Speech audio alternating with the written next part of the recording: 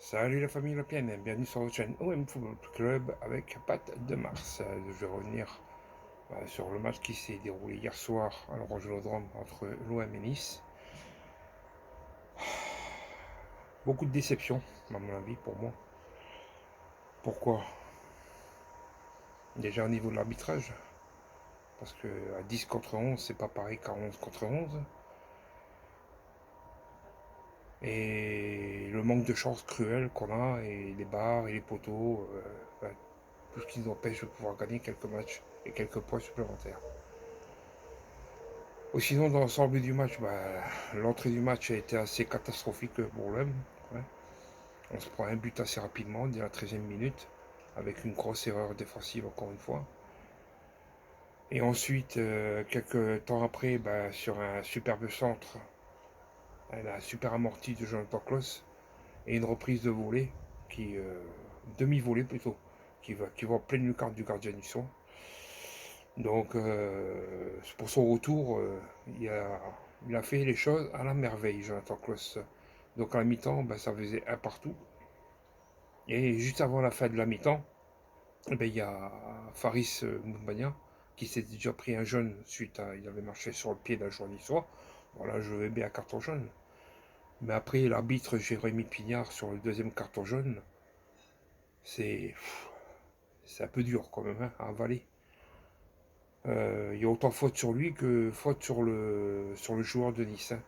Mais bon, c'était plus facile de mettre un deuxième carton jaune à Boumbagna pour être à 10 contre 11 que d'essayer de jouer, d'apaiser un petit peu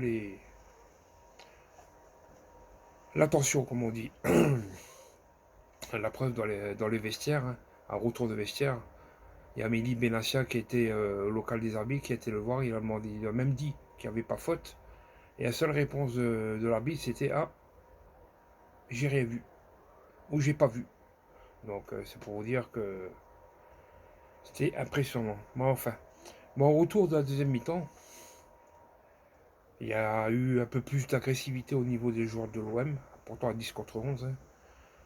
Et suite à les accrochages sur, euh, sur Balerdi, l'arbitre a eu peut-être un remords de conscience. Donc pendant quelques minutes, il écoutait à son oreillette et au bout d'un moment, il est parti voir la VAR. Et en revenant à la VAR, on se demandait toute sa question: est-ce qu'il va siffler penalty?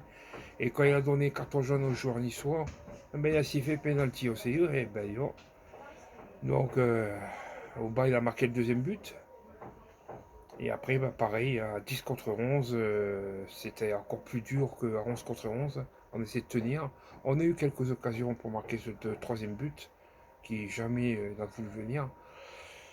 Et manque de peau, sur une mauvaise relance, encore toujours pareil, sur un centre, une mauvaise relance de la défense.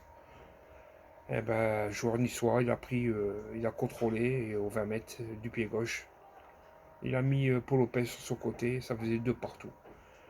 Après, il restait un quart d'heure de jeu et c'était pareil, hein, c'était attaque, défense, jusqu'à la dernière action dans le traditionnel, ou Aubameyang, tout seul, a filé au but.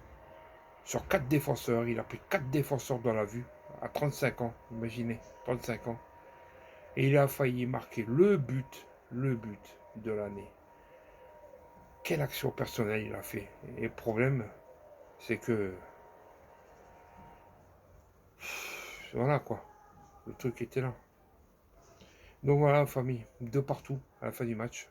Que faire? Donc si la petite vidéo vous a plu, n'oubliez pas de mettre le pouce qui va bien, de vous abonner à la chaîne OM Football Club, d'activer la cloche.